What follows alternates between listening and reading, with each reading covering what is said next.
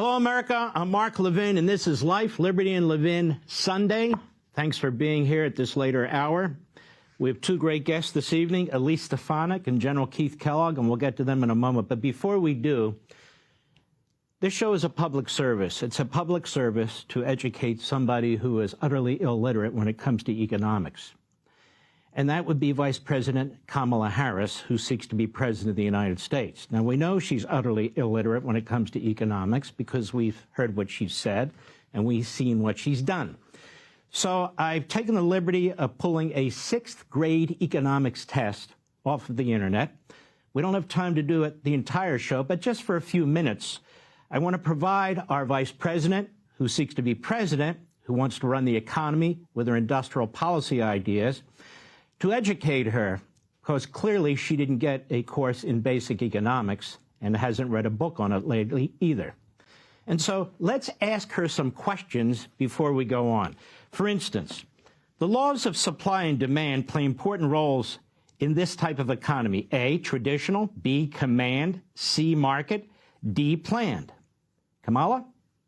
No, not traditional. It's called a market economy. We might refer to that as capitalism, you know, the economic system you benefit from but hate.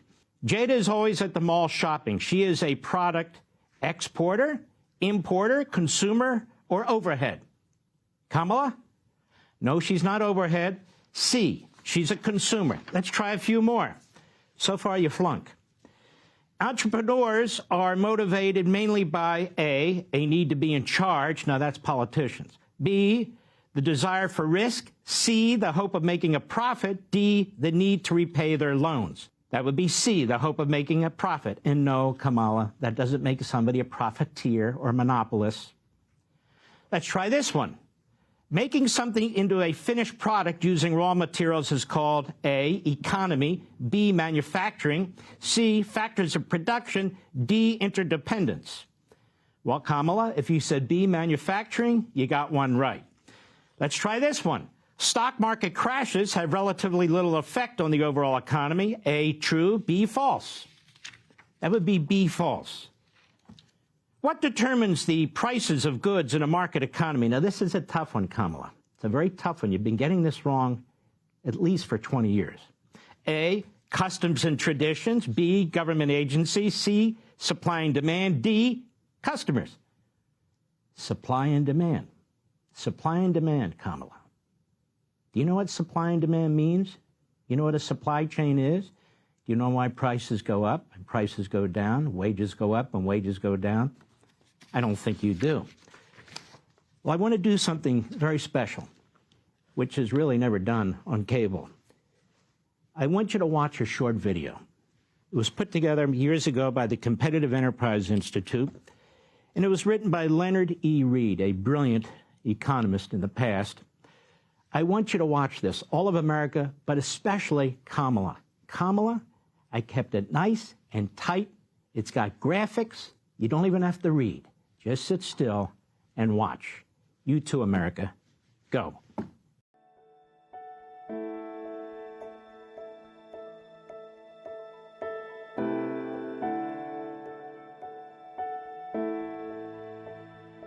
This is the world we live in.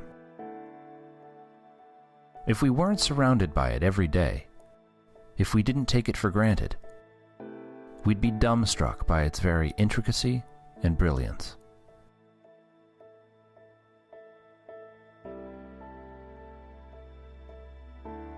This is an ordinary, familiar wooden pencil.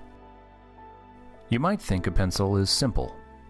Chances are you've been using one since before you could even read or write. But just because it's familiar doesn't mean it's simple. In fact, it's complicated, elaborate, beautiful, elegant. Its very existence is too improbable for any one person to truly comprehend. These are the basic materials that go into a pencil: graphite, cedar, metal, and rubber. But if you had all the elements of a pencil right in front of you, could you make a pencil? It's not as easy as you might think. In fact, no single person on the face of the earth could do it without the help of countless others. And this is the key to understanding the world.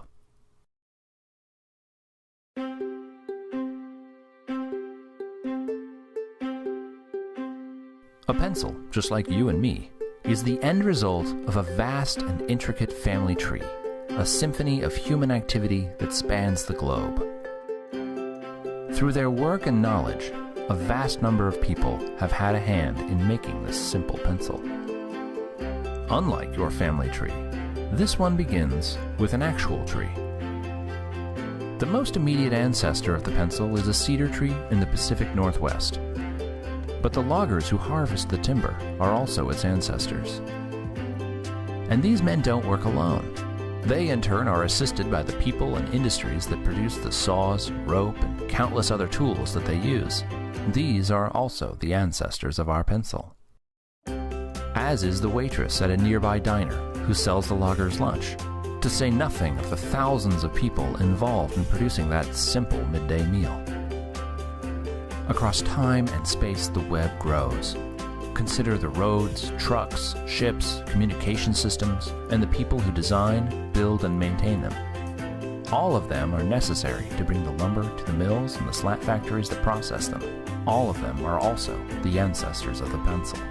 And even with the work of all these people, so far all we have is a stained wooden slat, a naked half of a wooden body of a pencil. But its family tree is larger and more extensive. The graphite is mined in China and Sri Lanka. At the pencil factory, it's mixed with clay and heat and other materials before it's extruded, dried, and baked in a kiln. People from different continents, different cultures, cooperate to bring these materials together with waxes and kilns and equipment from across the world. These too are the ancestors of the pencil. And the same is true of the eraser. With ingredients from around the world, it's the end result of a similarly complex and exotic branch of the family tree. As is the ferrule, the metal band made from material that is mined, refined, and shipped from all over the world. Each part of the pencil is the result of the collaboration and cooperation of millions of people. Together, they form a process that is constantly changing and adapting. A change in the availability or cost of material from one place might make another source more desirable, and the process changes and adapts fluidly. And there is a fact that's still more astounding: the absence of a mastermind, of anyone dictating these countless actions which bring a pencil into being. Each member of this family tree supplies only a small amount of the necessary know-how needed to make a pencil. They do so voluntarily, not because they necessarily want pencils or like pencils, but because by working to create them, they exchange their labor and skills for the wages that let them buy what they want and need. What you're seeing is the market at work. The spontaneous configuration of creative human energies, of millions of people with their various skills and talents organizing voluntarily in response to human necessity and desire, as if led by an invisible hand to promote an end which was no part of the intention. Every second we are alive, we benefit from the products of voluntary, spontaneous cooperation. This is the modern world. It's miraculous, it's intricate, and it gets better every day, so long as people are free to interact with each other. If we can leave the creative energies of humankind uninhibited, there's no limit to what we can accomplish.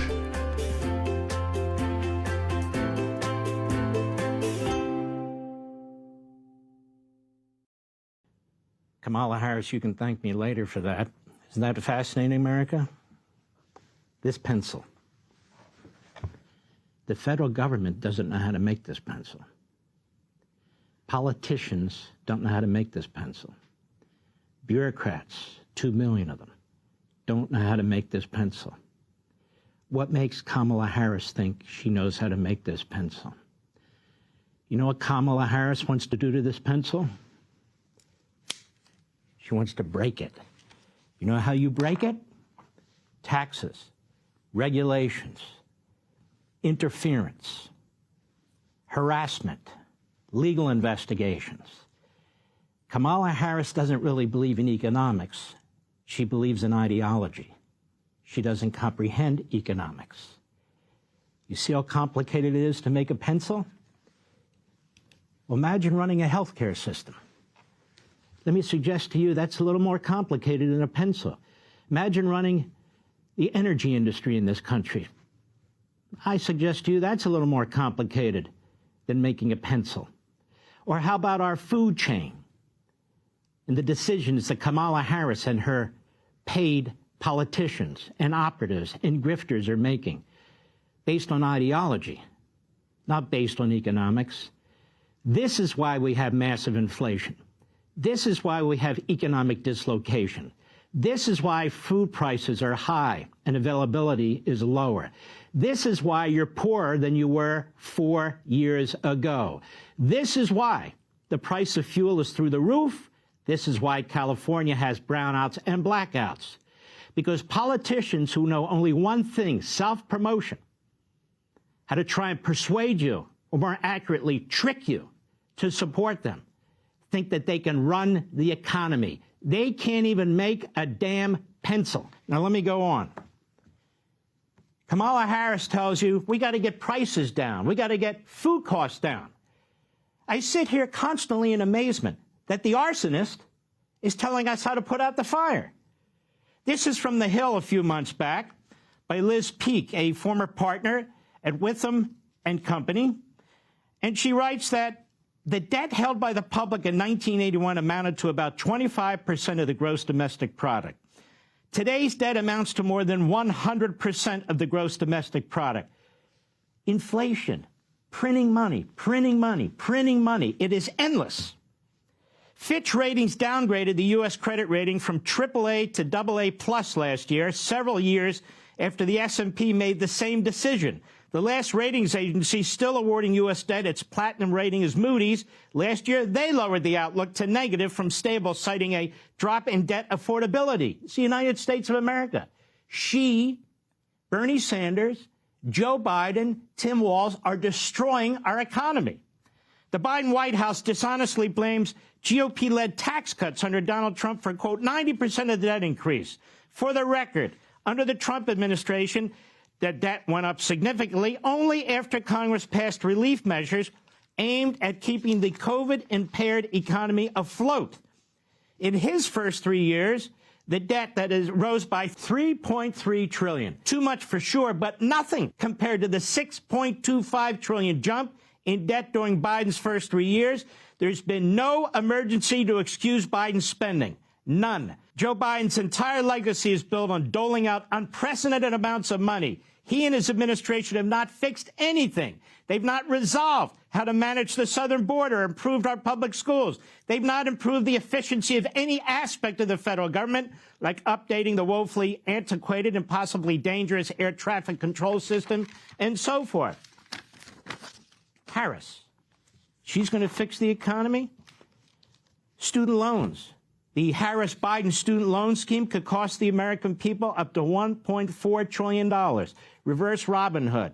People who make less money, who never graduated from college, are subsidizing people who have. 56% of all student loan debt is owed by the 14.3% of individuals with graduate degrees.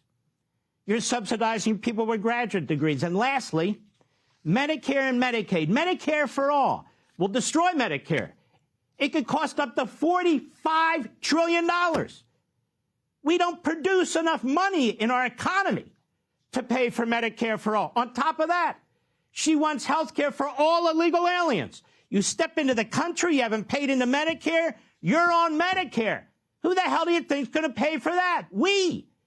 And the printing press. Social Security, Medicare, the trustees of Social Security and Medicare. What do they say? They say Social Security is broke in 9 years. Medicare is broke in 11. What's Kamala Harris's plan? To break them faster with hordes, millions and millions, open border, no border control, no ICE of people coming into this country, going on Medicare and Medicaid that you paid for. That's Kamala Harris's plan. To destroy our economy, Social Security, and Medicare. Take that 6th grade test, Kamala. Tell us if you pass it. I'll be right back. I'm Steve Ducey. I'm Brian Kilmeade. And I'm Ainsley Earhart. And click here to subscribe to the Fox News YouTube page to catch our hottest interviews and most compelling analysis.